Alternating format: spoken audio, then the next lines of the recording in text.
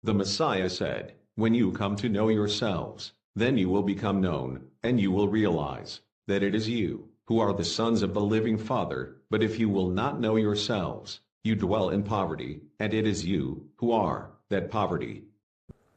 Happy Holy Sabbath po, Manari. Yeah, happy Holy Sabbath.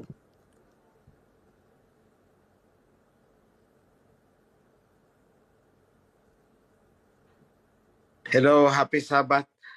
Mga kapatid, siguro ko mauna muna yung mga magtatanong para yung makita ko kung ano yung scope ng mga hindi nila naiintindihan para isahan yung aking ibibigay na message. Mas sasakop pasok lahat doon. Thank you.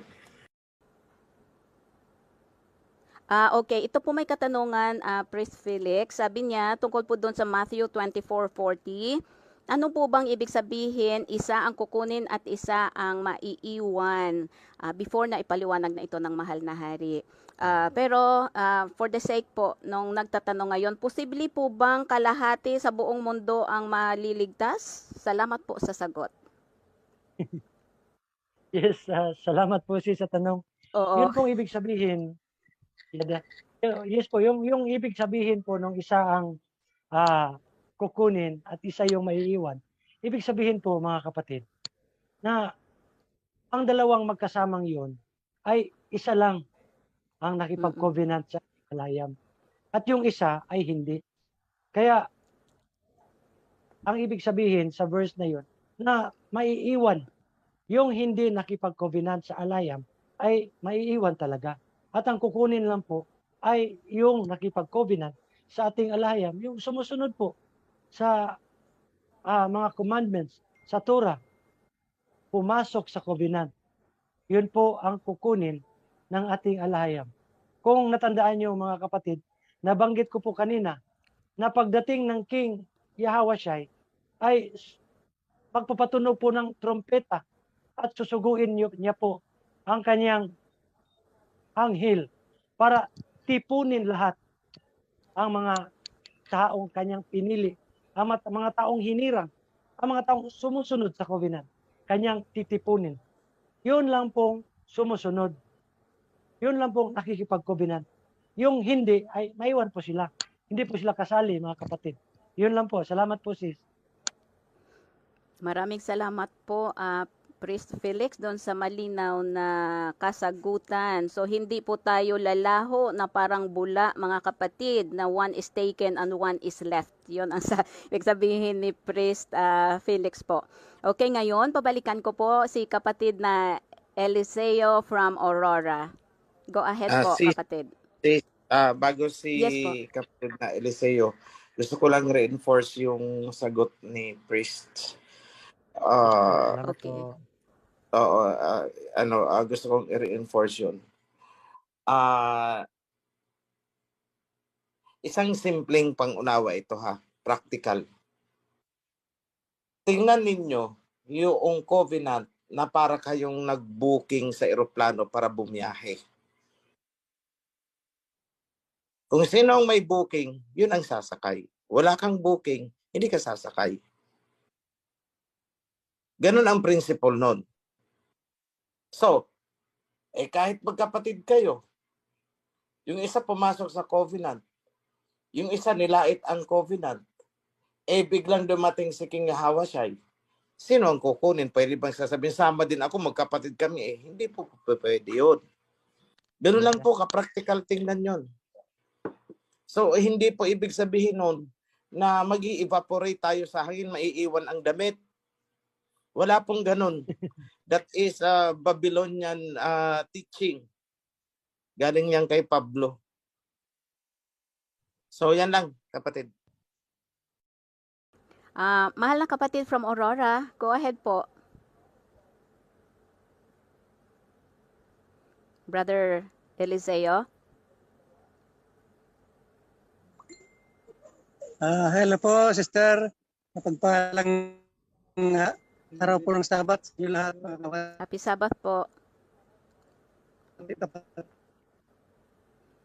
Naririnig ka na po. Ano po sa atin? Naririnig po? Opo. Yada po, yada. Ay, ang katanungan ko lang po, sister, ganito, 24 verse 29. Ibabasa ko lang po. Tatapwat karakang pagkatapos ng kapighatim ang araw at ang buwan ay hindi magbibigay ng kanyang liwanag. Ito pong tungkol po sa bituin, nasabi po niya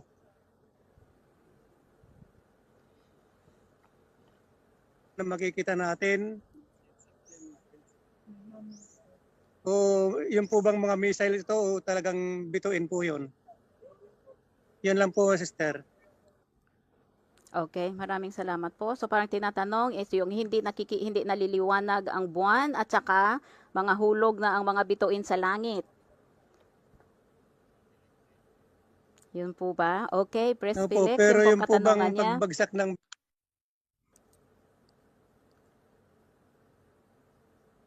Pagbagsak ng missiles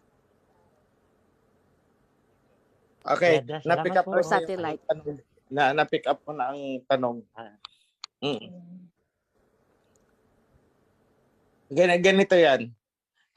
Alam ba ninyo na ang mga bansa ngayon, mga advanced countries ay nagla-launch in space itong mga anong tawag nila diyan? Yung mga outer space laboratory. Tapos mga communication satellites nila. So, yan po ay maiko-consider natin na mga bituin. Kasi kung titingnan natin, kagaya niya ng if we are going to look at the moon, yung buwan.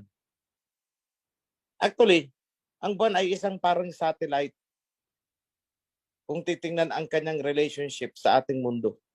So, ibig sabihin, itong mga satellites na to, man-made or natural, meteorites, etc., pwedeng ma-derail sa kanilang orbit. Well, actually, itong mga fragments, marami kasi tayong mga fragments, mga rocks sa space na lulutang-lutang. So, kapag nagkaroon ng disturbance ang ating magnetic field dito sa ating sa mundo, pwedeng magkaroon ng epekto yan sa ibang planets. At itong mga na to, yung kanilang mga mechanisms of movement, pwedeng ma-disturb. At pag na-disturb yan, pwedeng dito sa atin yan magbagsakan. Yun po ang sinasabi na mga stars will fall. So, yan lang po mga kapatid. So, pag nagkaroon ng missile, isipin nyo na lang kung mga ilang missile sabay-sabay na pumutok, yanig talaga ang mundo. So, there is even a danger na mawala tayo sa orbit ayon sa isang scientist. So, if that happens, we will encounter itong mga rocks na ito na paikot-ikot sa outer space at yan ay mahulog sa atin. So yan ang nakikita kong posibleng meaning, dalawa. Communication satellites, magbabagsakan, ibig sabihin hindi nagagana. Or meteorites, mga astray rocks na pwedeng ma-disturb. So kung titingnan din natin ngayon, China and Russia, may inimbento sila that would paralyze yung tinatawag nilang anti-satellite. Pwede nilang i-paralyze yung ibang mga satellites na ginagamit ng kanilang mga kalaban. So what will happen? Magbabagsakan yan kasi mawawalan yan ng control. So 1970s, naalala ko yung Skylab noon. So yung mga medyo may pag-iisip na noong 1970s, maybe you have heard tungkol sa Skylab na bumagsak. Grabe ang takot ng mga tao noon. Ngayon, hindi lang iisa ang Skylab, marami na yan. So, yan lang po mga kapatid. Yung tungkol sa missiles, ang nakikita ko dyan is yan yung tinutukoy sa Revelation na He will rain brimstones and fire, sulfur. Symbolic yun kasi yun ang mga alam na na lingwahe noon. Wala pa namang salita na missile noon. Kaya gumamit si King Hawasai ng vocabulary na familiar yung mga tao. So, kagaya ng pinaulan niya sa Sodom and Gomorrah, it could be missiles. Possible yan. So, in the last days, magpapaulan ng apoy, ano ba ang laman ng missile pag pumutok? Di ba apoy? So, that is one. So, pag sinabi natin magpapaulan siya ng apoy, huwag natin isipin ng pantasya na apoy mula sa langit. Andyan yung missile nalalagpak sa isang lugar o paglagpak niyan, pag tiningala mo, hindi parang galing sa langit. Yun ang ibig sabihin nun. Pero actually galing sa mga kalaban yun. So, yan lang mga kapatid ang masasabi ko tungkol sa tanong niyan. It could be satellites, it could be mga meteorites. Yan lang po.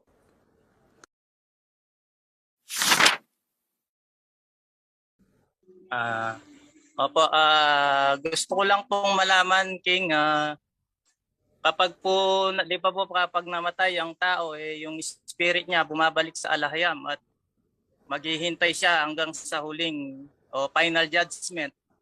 So, ganito rin po ba kapag namatay yung mga serpent seed, yung spirit po ba nila ay bumabalik sa alahayam at yung spirit po ba nila ay mula sa alahayam? Yun lang po, thank you po. Yes, bumabalik sa alahayab ang kanilang spirit kasi it has to wait for judgment. Ngayon, sa tanong, ng spirit ba nila ay galing sa alahayab? May sagot dyan eh. Ang sabi niya is everything that exists is from me. Lahat ng nag-i-exist, nakikita o hindi nakikita, ay galing sa kanya. Dahil ang sabi niya, I am the Alpha and the Omega. Yan ang nasusulat sa mga Bible ng Chanos. I am the Aleph and the Tau sa atin, sa version natin.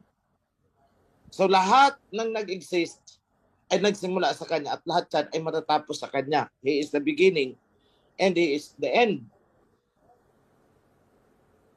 So ngayon, alam ko nang ipa-follow up question mo. So, ibig sabihin, nag-create ang alahayam ng isang masamang spirit.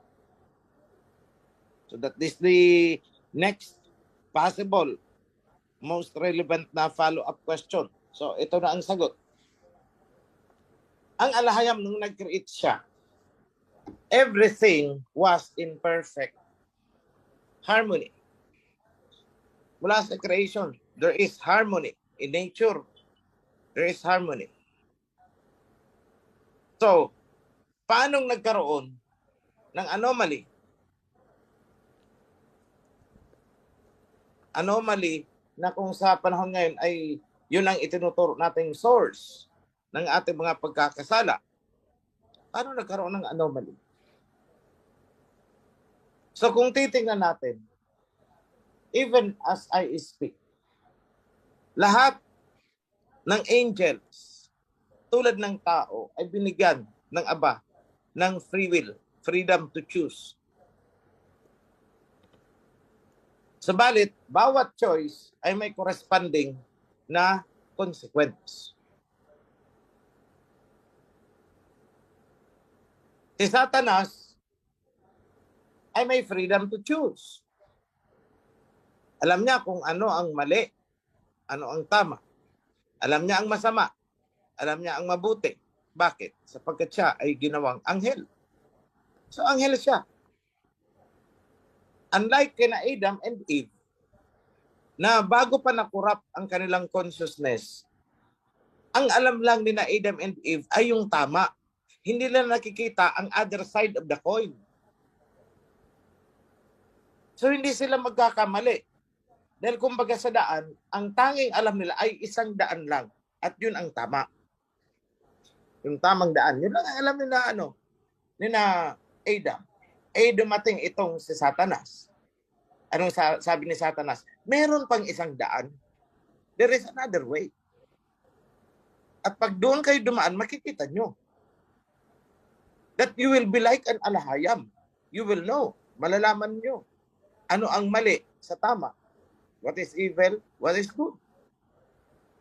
At doon sa opportunity na yon, nasilaw itong sina Adam and Eve. At sinunod nila si Satanas. They ate the forbidden fruit.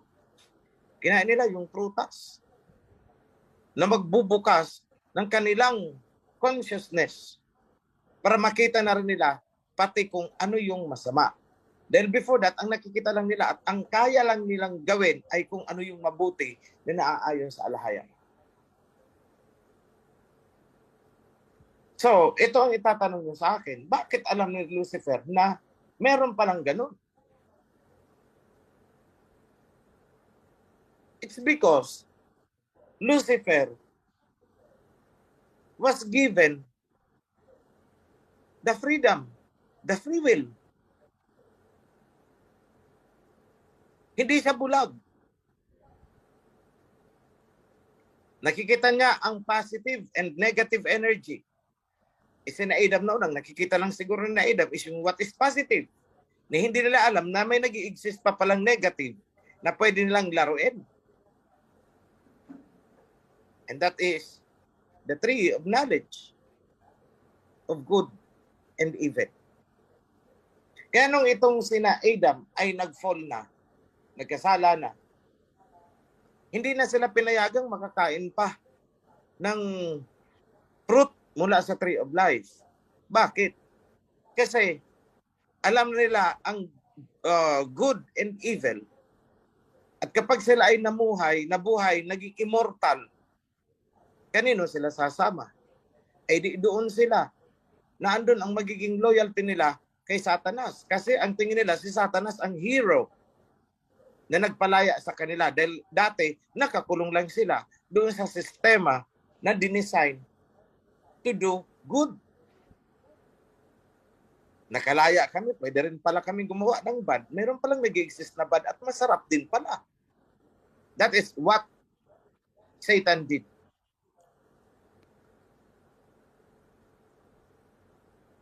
So, yan ang aking kasagutan doon sa itinatanong na kung ang spirit ba ng serpent ay babalik sa alahaya. Yes. Kasi kung hindi yan babalik sa alahaya, minsan yan pupunta.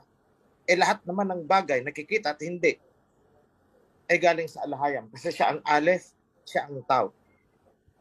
Kaya lang, ang spirit nitong si Satanas ay binigyan din ng free will. Choose. You know what exists. Pero hindi pa handa sina Adam and Eve para sa ganung opportunity. Ibinigay na nitong si Satanas. Anong nangyari? Laglag. Premature pa kasi. The downfall. So, pag bumalik ang spirit nitong mga serpents, anong gagawin? Ay, dyan muna kayo. I-stack up muna kayo. Hintayin nyo ang final judgment. Doon tayo mag-uusap-usap. Kasi kung hindi babalik sa alahayam yan, paano niya parurusahan yan? Kung hindi niya kontrolado. Kontrolado niya yan. Galing sa alahayam. Dahil lahat naman ng bagay galing sa alahayam. Wala namang ibang pinanggalingan. But the fact remains that the Alhayam is in full control of all his creation. Yan lang, mga kapatid.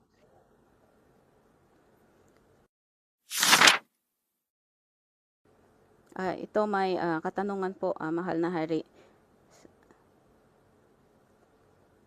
Yun po bang tinutukoy na sa kasulatan na pagdidilim ng kalangitan sa Book of Revelation ay yung nuclear winter na magaganap pag di po mapahupa ang gulo sa Russia at US? Yes. Okay. Maraming salamat po. Sunod katanungan, sabi po dito is, isa po bang makakaapekto ng mabilisang pagbalik ng King Yahawashai kung matapos na agad ang ating templo? Mamaya ako na yung sagutin because that will be a myth na i-reveal ko ngayon.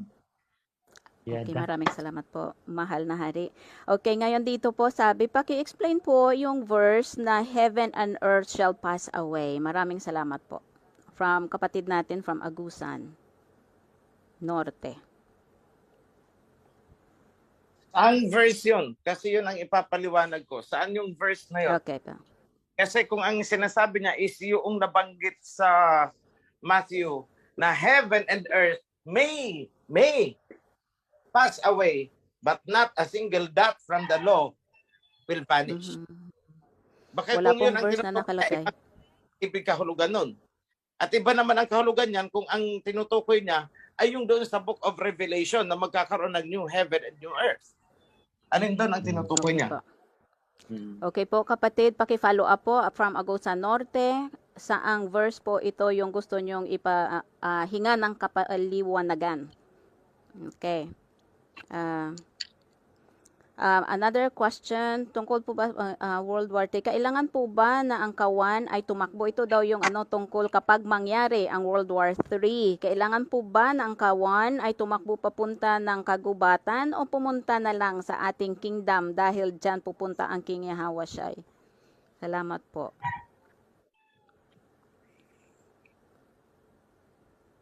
The instruction is run to the wilderness. So, ang kailangan nyo maintindihan is, ano ang wilderness? Kasi paano kung masyadong industrialized na ang ating bansa at wala ng wilderness? Punta kayo ng Singapore, walang wilderness dyan. Punta kayo ng New York, walang wilderness dyan. Saan kayo pupunta? So, what is meant by wilderness? So, ang pinaka-key principle dyan ay umiwas ka doon sa danger zone. Kagaya niyan, bombahan sa Ukraine, dineclare ng Russia na pupulbusin namin itong city na to, ayaw magsialisan. O di na pulbos. Di ba ganun lang naman yun? Sana nung dineclare, umalis kayo dyan, pababagsakan namin yan, umalis kayo. Yun lang po ang ibig sabihin na umalis kayo sa Judea. Yung mga nasa Judea, lumikas kayo. Kung saan kayo pupunta, ang sinabi lang is wilderness, but the point is, umalis kayo. Kung saan kayo pupunta, bahala kayo. Basta umalis kayo. O kagaya lang sa Babylon, come out from her para hindi ka madamay. Ang iba doon nag-stay kasi basta sila daw ay tumutuwa din. Sinabi na nga umalis, rarason. Ay, dito lang kami, basta kami tumutuwa din. Yahawa siya din kami. Ay hindi umalis, ay binagsakan ng missile. O sige, magtuwad-tuwad ka. Tingnan natin. Parang yung bata. Sinabihan na huwag kang tatawid dyan dahil hindi yan ang tawiran. Ikaw ay mamamatay dyan, masasagasaan ka dyan. Rason ng bata, ipoprotektahan naman ako ni Papa eh. Kasi tumutuwad-tuwad din ako eh. So tumawid ngayon. O ayun, nasagasaan. Patay. Bakit? False hope kasi, maling pagsunod. Maling pananampalataya. Pag nananampalataya tayo at sinabihan tayo, huwag ka dyan, umalis ka dyan. Hindi yung, dito lang ako, basta ako may pananampalataya, bahala ka sa buhay ko. Tigas sa ulo mo. Ganun lang po yun, mga kapatid. Maraming salamat po, mahal na hari. Kapatid from Leyte, Brother Allen, go ahead with your question po.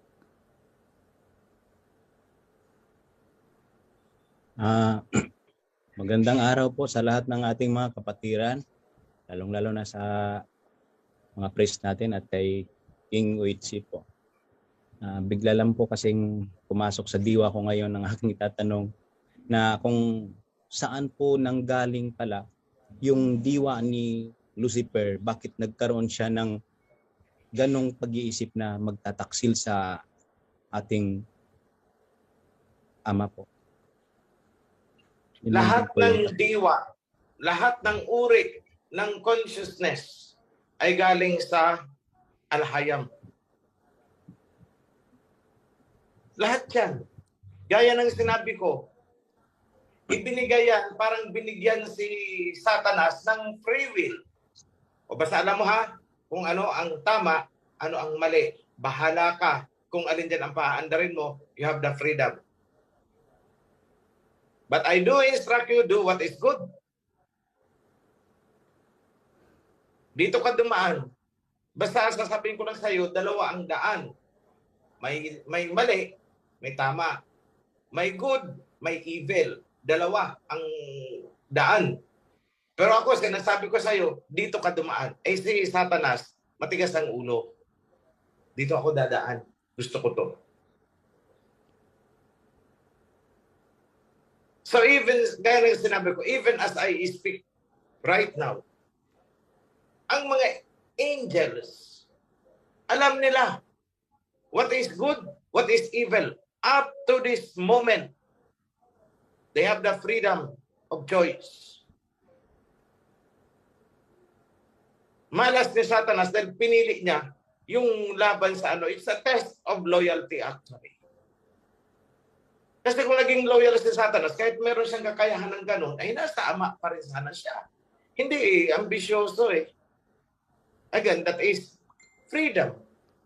Free will. Mas ginusto ni Satanas na doon siya dadaan sa isa. Kahit sinabihan na siya, huwag kang dadaan dyan. Yan lang po ang nakikita ko dyan na wisdom. Bakit merong ganong klaseng pag-iisip si Lucifer? Lahat ng anghel may free will. So kung ano ang sinasabi sa atin na obedience, yun din naman ang sinasabi ng alahayab sa kanyang mga angheles, obedience. So kung may judgment sa atin for disobedience, may judgment din na mangyayari sa mga angels for their disobedience. Pero hindi ko na ilalahad dyan sa inyo. Gaya ng sinasabi ko, hindi lahat ng bagay ay kailangan ko pang ipaalam sa inyo. Dahil malalim na yan. Para nyo nang inaarok ang kaalaman ng Ama. So let us stop in there. Yan lang po mga kapatid. Maraming salamat po, mahal na hari. Tanong po at paglilinaw, hindi ba kasama rin sa dakilang tanda na malapit na talaga ang wakas na na ipauna ng isugo ang mensaherong nagmula sa silangan na siyang bibigyan ng korona para maghari at siyang nakasakay sa kabayong puti upang magtagumpay?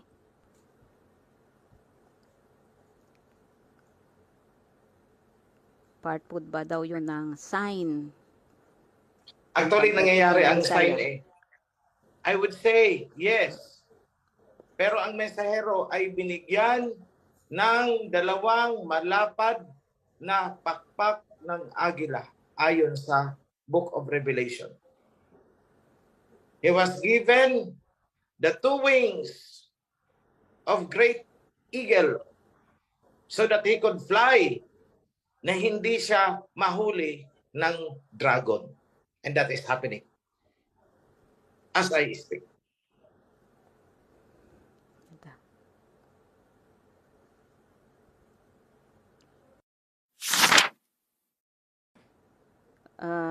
Kanina may tanong po is dito sa chat box, ano po ba daw ang ibig sabihin nitong the heaven and the earth will pass away? Wala namang sinabing the heaven and earth. Ang sinabi kung sa Tagalog is maglaho man. Hindi sinabing maglalaho. Maglaho man. Okay. Maglaho man. Yeah, May. yung tinatanong ko kanina, yung tinutukoy niya, yung sa Matthew or yung sa Book of Revelation. Kasi, pag sinagot ko, with reference to that in Matthew, yung palang inaakala niya is yung sa Revelation, mali ang frame of mind. Mamamali yung sagot doon sa tanong. Okay. Yun lang sis. Okay, sige kapatid, rephrase po ng ng katanungan o paki-kumpleto po ng pakilagyan ng verse, saan po yung verse ng gusto nyo na mabigyan kayo po ng kaliwanagan.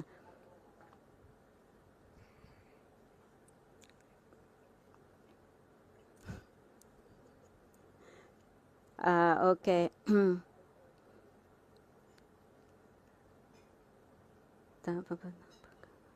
Mapagpalang araw po, mahal na hari. Tanong ko lang po kung paghahari ba ni King Messiah at the same po ba ito kanina? Ay hindi.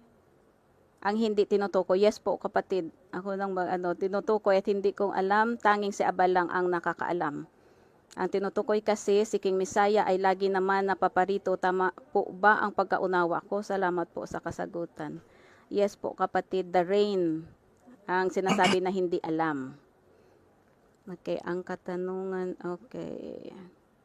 Tapos na to. May check muna, may naka-raise hand. Okay. Mapagpalang umaga po. Pwede po bang magtanong kung kailan po maging ganap na hari si King OHC kasi excited po kami dito sa Western Samar Chapter. Maraming excited po mahal na hari. Kailan daw ang proclamation day po ninyo? No comment muna, no comment. Okay Kasi the date and time is I do not know yet. Tanong, yung mga taong nakapasa about Judgment Day, yung mga taong nakapasa sa judgment ay diretso na sa sinasabing eternity. Yun naman pong mapupunta sa impyerno, wala na ba silang chance na maligtas o mabago ang hatol sa kanila? Pakiulit sis, sorry. Okay po. Sabi niya, tanong ko lang po about sa Judgment Day. Yung mga taong nakapasa sa judgment ay diretso na sa sinasabing eternity. Yun naman pong mapupunta sa impyerno, wala na ba silang chance na maligtas o mabago ang hatol sa kanila? The chance is now. Yata. Yung chance na ibinigay sa kanila ay ngayon eh. Kaso hindi nila pinahahalagahan. Kasi once na na-lay down ang verdict, wala na yan, tapos na.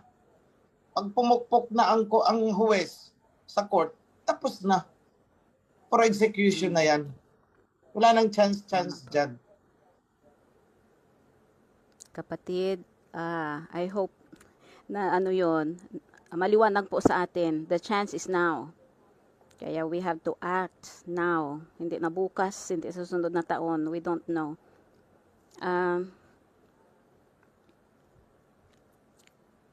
Okay, may tanong siya, mahal na hari, for tinatanong niya kung tama po ba daw yung pagkakaintindi niya. Tanong ko po, mahal na hari, tungkol sa ating temple na matatapos ito for 3 years, malamang sa 2025, matatapos ang templo. So possible na dyan na po magsisimula ang World War III at bababa mula sa langit ang ating King of Kings na si Messiah King Yahawashai para iligtas ang lahat ng mga pinili at tipunin lahat sa safety na lugar po. Yung mga hindi pinili ay nasa labas lang po sila nakatanaw sa atin na hindi sila pwedeng makalapit sa atin po, mahal na hari. Tama po ba ang pagkakaintindi ko? Sabi niya. Salamat po.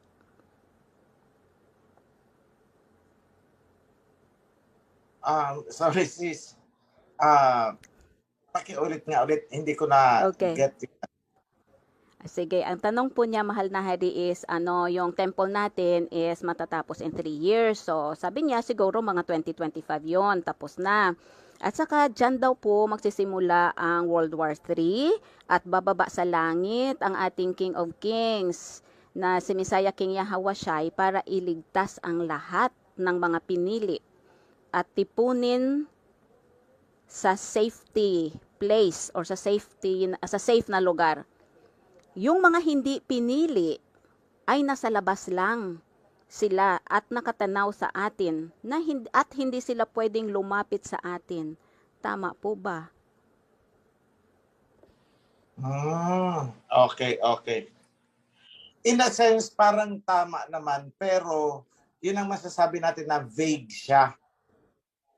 Parang malabo. Kasi ang construction ng ating temple ay hindi naman yung ibinigay mismo na landmark. Hindi siya mismo yung landmark doon sa timeline. Na pag natapos ito, dito magsisimula ang World War III. Ang sinabi lang sa kasulatan ay ang templo ay itatayo sa panahon ng kaguluhan. Hindi sinabing matatapos, hindi sinabing magkakaroon ng kaguluhan pagkatapos na ng temple. Wala, ganun. Basta ang sinabi, itatayo ang temple sa panahon na mayroong kaguluhan. Makakabalita kayo ng mga digmaan sa kabilang ibayo. And that is what is happening. Habang nagtatayo tayo dito ng templo, nagbubombahan sila doon. And the alert is, mukhang talagang magkakaroon ng what do you call this, conundrum or alam mo yon, parang kumbaga sa sabong ay open derby, matirang matibay, sige magpukpukan na tayo dito sa loob ng arena na to, o kung sino ang malakas dyan, edi siya ang mag-survive, parang ganon. So yun ang nakakatakot na pwedeng mangyari kapag hindi na nagkaunawan at nagkakapikunan na lang, nagsusuntukan na lang pagdating sa meeting, mga international meeting, iba yun. Kasi ang kasunod nun, sige, na-black ayan mo ako, uwi na ako sa bansa ko. Pagdating sa bansa niya, sige, pindutin na natin ang red button. Tapos, paunahan na lang yan kung sinong maunang magpindot. At iayanig ang buong mundo. But, as I have said, sila yan, doon. Wag lang itong makikisaw-saw si Bongbong ng mga comment ka na kung ano-ano. Wag na lang siyang po-comment. Manahimik siya, itikom niya ang bibig niya para hindi tayo madamay. Yun lang ang masasabi ko dito sa sa presidency ni Bongbong. Ingatan niya ang pagko-comment. Wag siyang magpapakita kung kanino siya kampe. Wag siyang magpapakita. Huwag siyang magkakaroon ng active participation sa partisan, yung mga pagkakampi-kampihan. Huwag siyang sasali doon. Just stay on the neutral. It is the neutrality that will protect us, actually. Yan lang, mga kapatid. I'm saying that in a geopolitical situation, para hindi ka madami sa nagsusuntukan, stay away. Don't comment, keep your mouth shut. Yun lang. Tama po. Next. Maraming salamat. May katanungan dito pero yun na yata yung kasagutan, mahal na hari. Kasi sabi niya, mapagpalang araw ng Sabat po. Mahal na hari, may mensahe po kayo sa dating Pangulong PRRD. Siguro po ito ay nakarating na sa kanya. Ngayon po, tapos na yung term. So sabi niya ngayon po, magkaroon po ba ng panibagong mensahe sa bagong Presidente BBM ang mahal na hari habang bata pa? So yun na po. Well, kung may ako kay President Duterte, kung may kamag-anak niyan sa inyo, pakisabi na lang. Ako ay nagpapasalamat at binigyan niya ako ng he gave me a break. Parang ganun. Binigyan niya ako ng pagkakataon, kumbaga gumawa siya, he set the stage para ako ay magkaroon ng lakas ng loob to speak. At kayo ay natipon. So kung may dapat akong ipagpasalamat kay President Duterte, not about his achievements pagdating sa mga infrastructure. It's not about that, but rather because he gave us a break. It's on the spiritual level. Ang dapat kong pasalamat sa kanya. So kung may kamag-anak dyan, si President Duterte, pakisabi na lang. Maraming salamat kamo.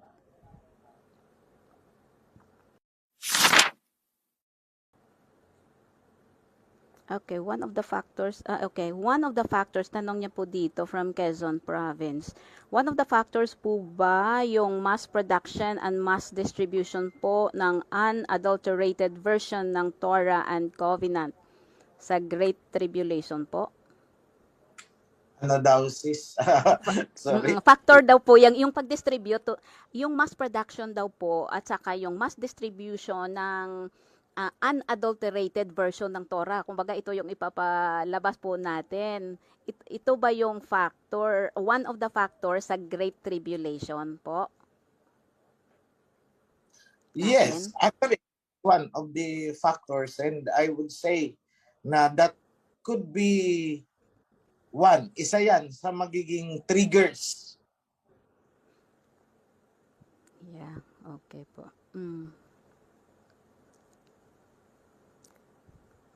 So maghanda-handa na. Okay. Kailangan handa na pala. Okay.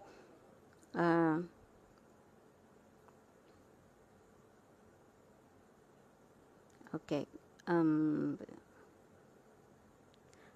May katanungan dito concerning clarification lang. Sabi niya, pwede po bang ma-clarify yung verse kanina, just like the lightning from the east that will be seen in the west is the coming of the Son of Allahayam. Pwede po bang ano po bang ang ibig sabihin? Ano po ba daw ang ibig sabihin nito? Kasi po binigyan tayo ng babala na kapag may mga nagsasabi na andito ang Misaya, huwag kayong maniwala. So bali yung tanong po ay, paano po natin malalaman ang tunay na Misaya ay pumarito na sa mundo? Salamat po. Yun sigurong tanong. Paano malalaman? Kasi ang King Habashay ay pupunta doon sa sa temple . So malalaman natin, and that will be televised all over the world, from the east to the west, like a lightning. Kita nila live. Yada. Wow. So yun ang kasagutan, kapatid. Live, makikita.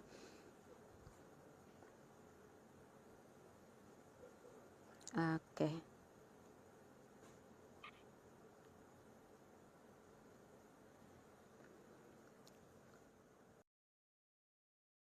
Happy Sabat po, mahal na hari, at sa lahat po ng kaparian at mga kapatid ko sa buong mundo. Ang katanungan ko po, nabanggit po ng ating butihing priest na ang kidlat ay, yung kidlat sa silangan, hindi nakikita po sa sa kanluran, parang ganun po. Pero ang katanungan ko po dito, meron pong nasulat sa ating Torah na ang Misaya o kaya ang messenger ay hindi makikita sa daan na magsasalita. So ibig sabihin po, ang social media ang naghahatid po ng mensahe ng katotohanan sa ating kapanahunan na hindi po lumulutang sa daan na nagsasalita. Tapos po, ngayon po ang ginawa ko po, nung lumabas po yung mga video nyo, mahal na hari, ako po ay isang naka-join sa Xi Jinping group ng China. So ang ginawa ko po, ibinahagi ko po ang inyong mga video sa group na ito. Bago po ako nagbahagi, nagbigay po ako ng isang quotation na kung meron pwedeng taong magpaliwanag sa mga video po ninyo. So yun po yung ginawa ko.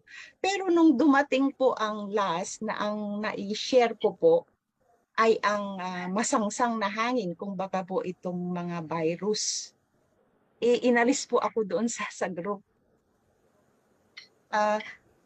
Kasi po may nabasa po ako dito sa katangian po ng ating dalawang witness sa verse dito po sa Revelation 11 na ang dalawang witness po ay may kakayahang sa verse